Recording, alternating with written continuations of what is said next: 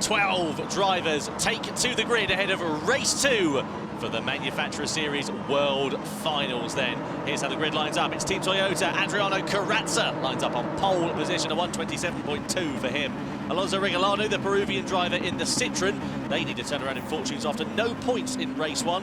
Takuma Miyazono heads row 2 in the Subaru WRX, with BMW's Randall Hayward alongside him for company. The next row of the grid, it's Lamborghini. It's Matt Troncoso, who lines up in P5, the American driver, with Mercedes-Benz Cody Nikolakowski for company. He needs to turn things around after a bit further down the order than they would have wanted to be. Vincenzo Nato for Brazil for Audi lines up P7. And then 8th position is Ford's Adam Wilk from Australia. P9 on the grid, that is the Honda of Sugimura, the Japanese driver. And alongside him, it's the Volkswagen of Soma Esseri. And the final row of the grid is comprised of Porsche, Tristan Bayliss. Well, they will certainly be hoping for a turnaround in fortunes after their dire race 1. And J1 from Australia in the Mazda completes our 12-driver strong grid. Let's go over to Super GT for the start of this one, Steve. Toyota have qualified on pole position. They're on the soft compound of tyres. Are they the one to watch for this race? I would have thought so. They've got really good top-end speed, which is going to be crucial for defending against the horde of cars behind them. But you know, the top 6 were all within a tenth of a second of each other in qualifying, so it's just going to be ridiculously close. I can't really call it, to be honest. Well, let's see what happens. Cheers for that, Steve. So Adriano Carrazza then, who lines up on a pole position on the soft compound of tyre. Citroen also following suit with Alonso Regalado. The rest of the field, though, opting for the medium compound of tyre. And just to remind you, all the drivers must run both compounds of tyre over the course of this 17-lap race. Let's see what is going to happen then as we get ready for lights out. The drivers coming around the final corner then here at the Red Bull Ring in Austria. You see Group 3 cars that the drivers are competing in, fully fledged race cars, and they are set to make an absolutely phenomenal scene then. So race 2 of the Manufacturer Series World Final in Austria is underway as Toyota leads the field up the hill and in towards the first corner. Drivers weaving, trying to get some heat into their tyres as they come up the hill and through that first corner. Toyota and Adriano Carrazza leading the way out of that first turn, bit wiggly on the exit there for Citroen and Alonso Regalado out of the first corner. Not losing too much time there, fortunately, and of course Toyota are punching that huge hole in the air as they come up the hill through the left-handed kink of turn 2 and then into the heavy braking zone of turn 3. So everybody keeping it nice and clean through those first couple of corners, but Alonso Regalado really closing up on the braking zone into turn 3. Yeah, this is the best chance really for Regalado to do something at the start of the race while he's deep in the tow. So another effort maybe down towards the bottom of the hill here. T4 in the background, BMW having to defend from Lamborghini, who looked to the inside, but a contact there. Lamborghini forced their way through, the door was open, he pushed it open, and Mercedes-Benz, that is Cody Nikolakowski as well. He needs a good start here. Not really the place they need to be right now to defend from that earlier race win.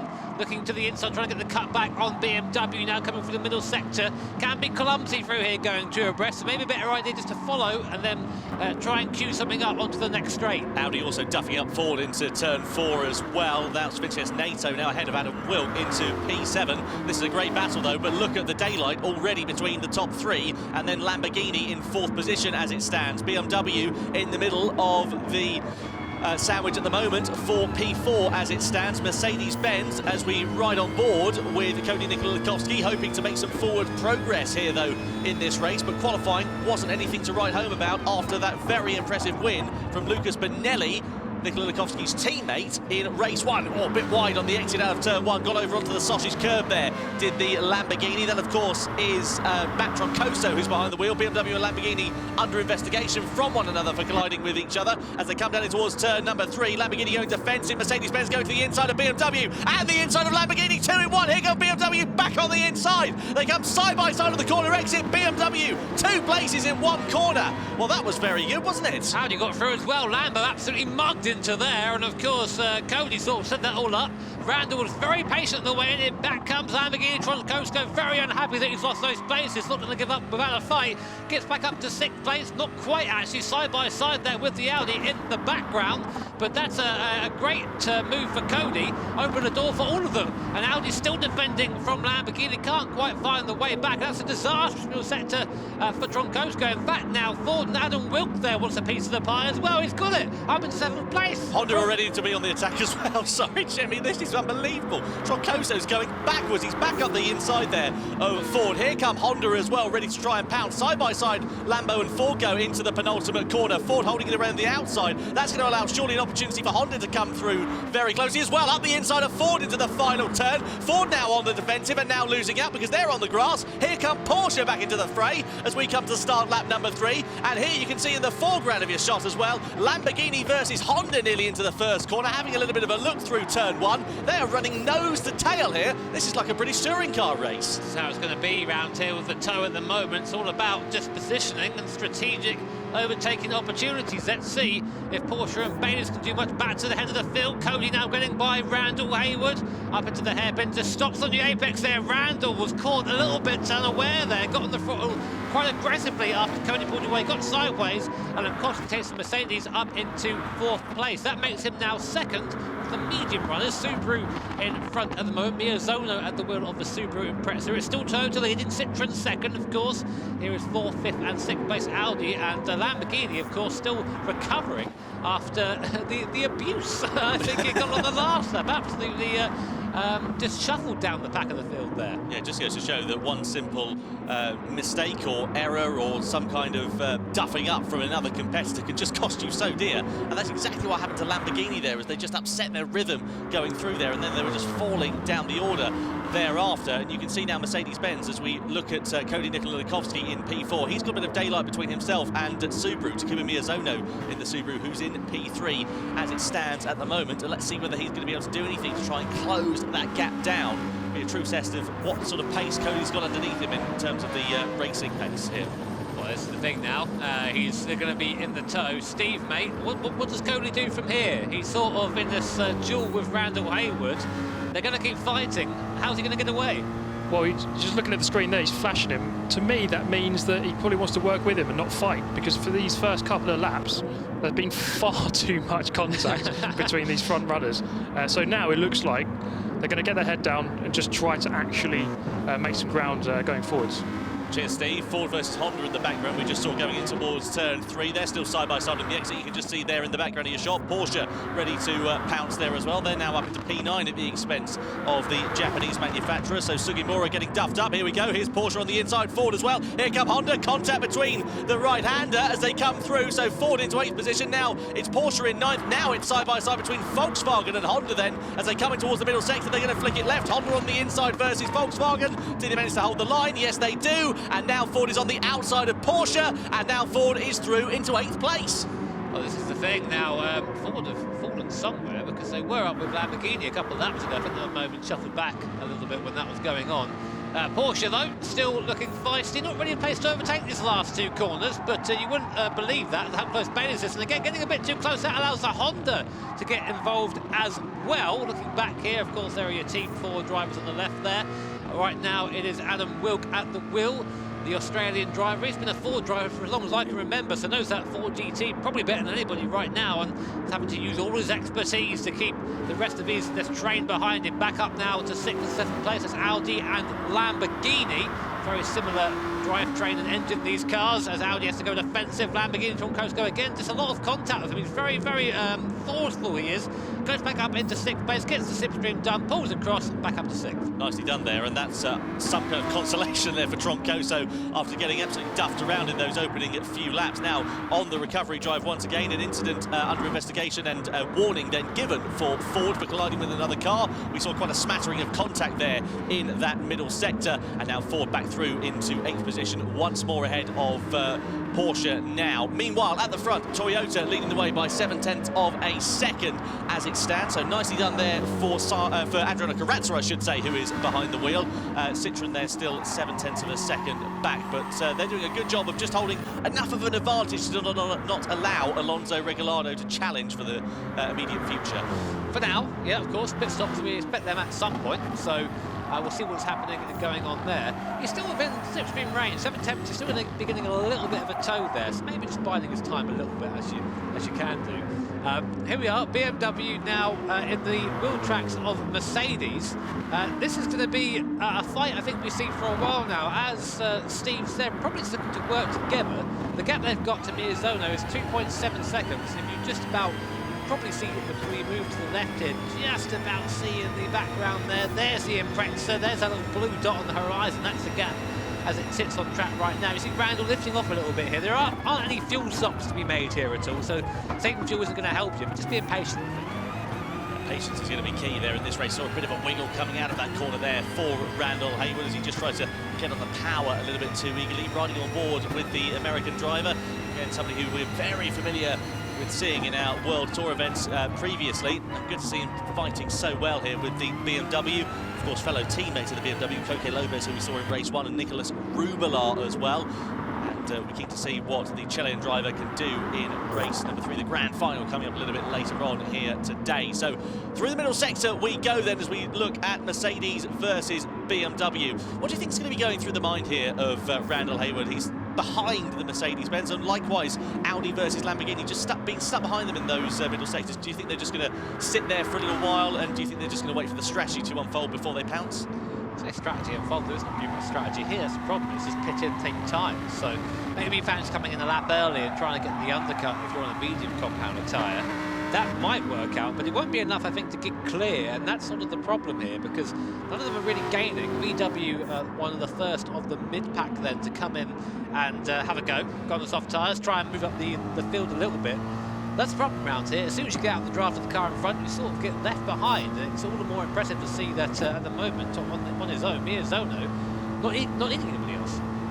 No, seems to be running very nicely there. Takuma Miyazono has extended that lead now just up to under a second. And if we look at the strategy here in this race in terms of tyres, we're expecting the racing softs to be run for about 8 laps or so, then onto the mediums for the remaining 9 laps. So we're just about to come then into the pit window here, Steve. And what do you think is going to be going through the mind of the race leader of of Adriano Corazza at the moment as it stands?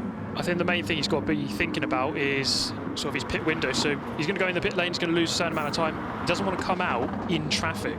That's going to be his problem. So he has to start thinking about where he's going to start coming out compared to the rest of the cars, compared to the midfield. So he's probably going to want the midfield to start pitting first, and then he'll probably pit after them. A very strategy, this one. Again, I say strategy, it's not. I was going to say, you just told me it wasn't. There's not much there to be had, but what other choice do you have right now? I mean, Troncosco in the background, he's getting a little bit closer to this BMW Mercedes fight. He's our leader, by the way. Adriano Corazza, he's led since the start of the race, in from behind with Regalado. Now we're getting some pit stops, and BMW and Subaru coming at the same time. Audi do not come in, neither do Mercedes-Benz, so we're seeing a bit of a divergence here, which will probably see Randall Hayward jump Cody Latkovsky.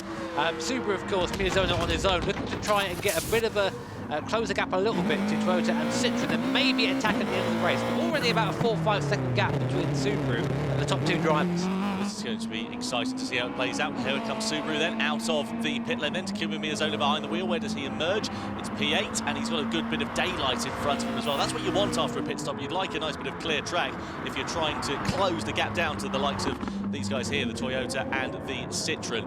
And that is exactly what will be a very welcome sight there for the Subaru driver. And of course they're on the soft tyre now to the end of the race, whereas of course Citroën and Toyota out in front are going to be on the medium compound tyre towards the end of this one, because they have to run both compounds of tyre, just to remind you here. Of course, we're on board with Toyota right now, Corazza. Now, will we see him come over to the right-hand side of the circuit and come into the pit lane? Let's have a look as we come round the penultimate corner for the 8th time. Drives the car in deep there. Will he pull over to the right? No, he's going to take a couple more laps out of his tyre.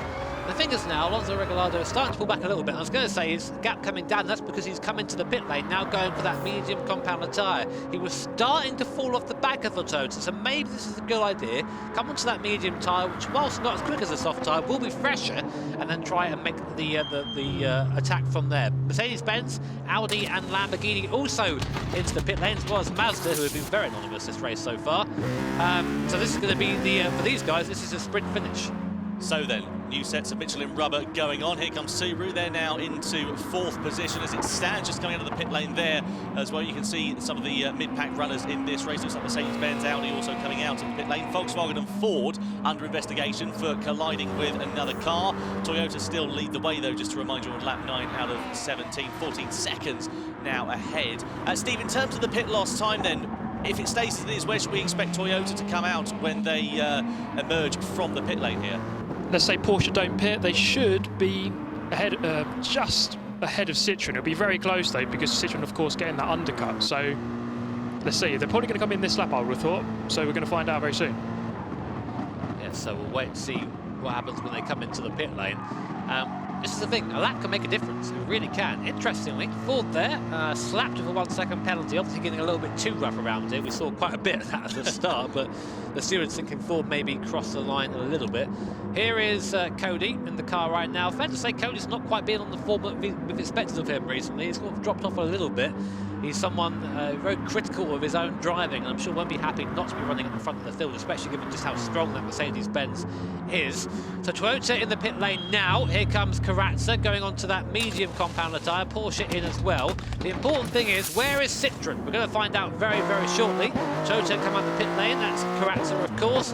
Look to the left, there is Citroën, they're quite a way back, so Toyota will still have quite a sizable gap, I think, coming out the pit lane. If anything, Citroën may have fallen back a little bit, but does have the overspeed. They'll have the tow as well, but I don't think they're going to be close enough for a move. You're going to have warmer tyres, which may prove to be a little bit of a factor over the next couple of corners, but like you say, just I think a bit of a day late and a dollar short. They're not quite close enough to mount a challenge. Subaru there now in third position, but Subaru, of course, on the softer compound of tyre here as well. That's something to mention. They should, in theory, be a little bit quicker than the two drivers in front. Well, this is when you're in Citroën, you look in your mirror and go, oh no. Here come the soft runners. Takuma Miyazono as well. Yeah, old Takuma Miyazono. Yeah, it's going to be a tricky time for these guys at the front, because the tyre difference isn't as big as we've seen. They're a lot closer, these tyres, the softs and mediums, but if you are on that soft tyre, you do have an advantage. Mainly, the place you're going to really get the advantage is in the braking zone around here, because you might think, well, you don't get better brakes on a soft tyre. No, but you get better grip, so you can slow down quicker, work the brakes a bit easier. So this is where that time is really going to help. So it's Toyota, Citroën in the background. Only 1.3 seconds behind Citroën now is Subaru. Behind that, BMW, Mercedes-Benz and Lamborghini. All of these cars gaining on the top two. So Toyota coming out of the final corner there behind the wheel of that car. Just to remind you, of course, it is Adriano Karatza, the Brazilian driver, as he comes over the timing line. Citroën there in second position. Alonso Regalado, who's behind the wheel, and Takuma Miyazono for Subaru there in third place. Interestingly, the fastest team last time around, or the time around before that, I should say, it was Randall Hayward in the BMW, who's in fourth place. Also, of course, on the soft compound of tyre. I mean, we've got 6 laps left just over here now at this circuit, and I'm keen to see how much of the gap, which currently sits at 2.8 seconds to Subaru, Randall Hayward can close down. Well, it's about half a second a lap, I think, between the soft and the mediums here at the moment, if our timings to be believed anyway. So that will be enough time for them to get onto the back of first and second place. But as we've seen round here, catching someone is one part of it, but you have to also get by them. That's the important bit, and we know that Miyazono is no slouch when it comes to overtaking. We've seen his technique, which is very often just to put the car into the corner and say, well, if you don't move, we're going to have some contact, which is, to be honest, a fairly good strategy. There is Team Subaru, not a bad team, is it? No, exactly. Yeah, Takuma Miyazono, Danny Solis, Mikael Hazal. I mean, if you could pick a lineup out of a hat, I think if you chose that one, you'd be pretty pleased with that.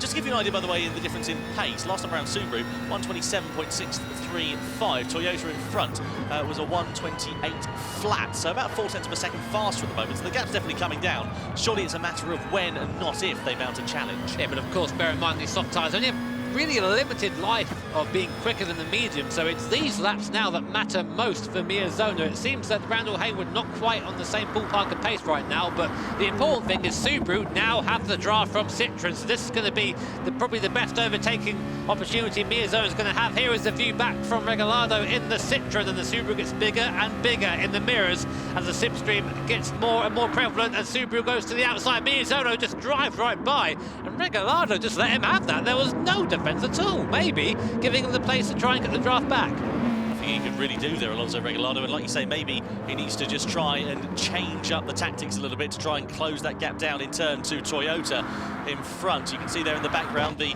ever-looming Mercedes-Benz, BMW, I should say, rather, here as we ride on board here with Citroën now in P3, trying to hang on to the coattails of Subaru at the moment. And moment. Yeah, it's a great onboard shot from this Citroen with the sort of fighter jet style dash there. Very much has the Subaru in his crosshairs at the moment. So our live point ranking on the screen at the moment. Right now Mercedes would be leading with BMW second and Toyota third in the points rankings. But of course, remember, last race is double points. That could all go upside down if things don't go the way of the top three. On board still with Regalado coming through the second to last corner. And now Miyazono needs to get onto the back of Corazza in the Toyota. I think he's got the pace. He's down to less than a second now, so it's only going to be a matter of time before we see a challenge for the lead. But the real question is, can the second group catch up and get involved as well? Steve, what do you reckon about that?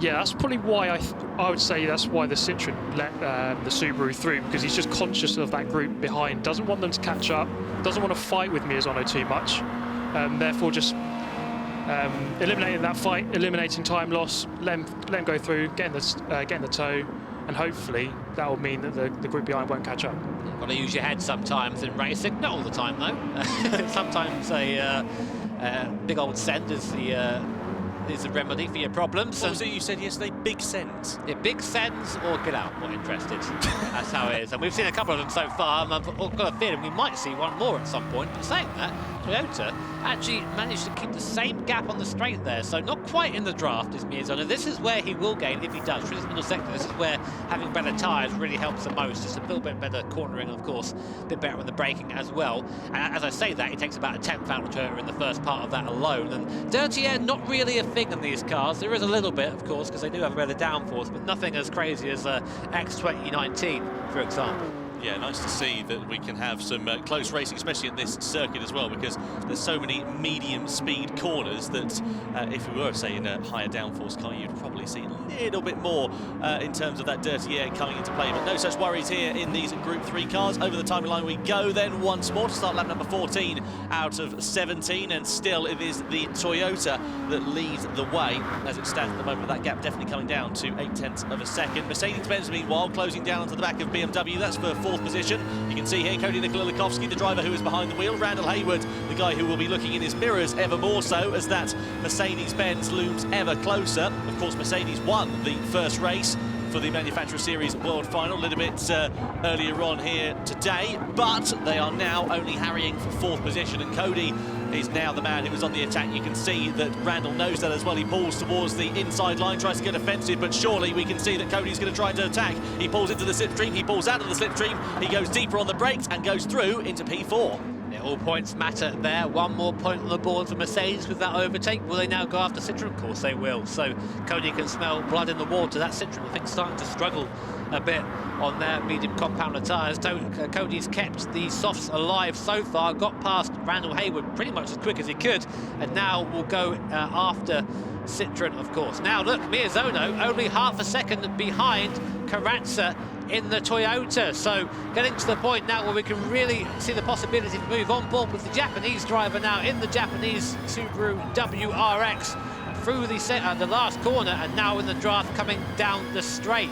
Great onboard shots there, and now Corazza is aware that Miyazono is on his rear spoiler, pulling to the inside of the circuit to try and break the toe. Comes back over for T1, tries to get a good exit out of the corner. Does he? It's okay, but Miyazono's is better, and now he's really homing in on the back of the Toyota. We know that Subaru is very fast in a straight line there as well. We can see Mercedes versus BMW. That battle surely isn't going to be over for position as they come through the left-handed kink of turn 2. Ready to go onto the brakes of turn 3. Is Hayward going to be able to retaliate? Just hasn't got the grip under braking compared to Cody Nikolakowski, and Lakowski lives to fight another day in fourth place. You can see a big old squirrel there as he just tries to get onto the power a little bit too eagerly. Randall Hayward manages to gather it up, but he's lost a couple of tenths of a second, and that's just going to put him out of contention to try and move down in towards this corner of turn number 4. It just seems that that Subaru, that WRX, just doesn't quite have the grunt top end. That Toyota does. It can keep the speed at the top, even with someone in the draft behind. So this is how close Miyazono really needs to be to get the move done